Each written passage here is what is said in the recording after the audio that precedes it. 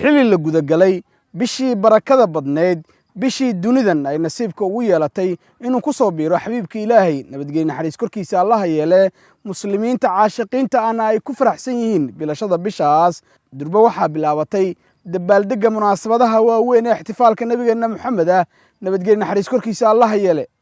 daarul mustafa waxaa ka dhacaya mid ka mid ah munaasabadaha ugu waaweyn ee dunida ka dhacaya 1538 neef oo loogu talagalay in loogu dhowaado ilaahay isla markaasina lagu weyneeyo dhalashada xabiibkiisa maxamed ah nabadgelyo naxariis korkiisa allaha yeele ayay bahda mustafuhu maanta halkan ku soo bandhigeen geelan oo laga soo gaday seylada geela lagu iibiyo ee deegaanka sinka dheer ee duleedka magaalada muqdisho ayaa ugu dambeyntii la keenay halkan oo xarunta daarul mustafa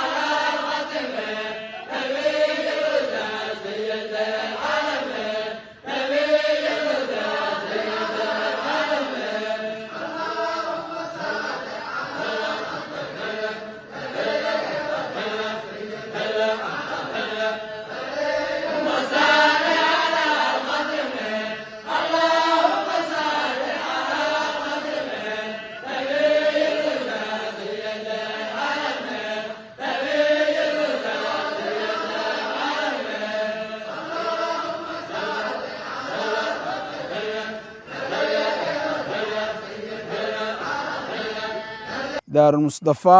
waxaa ka sii socon doona munaasabadaha waaweyn ee lagu weyneynayo xabiibka ilaahay nabadgelyo naxariis korkiisa allaha yeele inta ay socoto bishan mawlid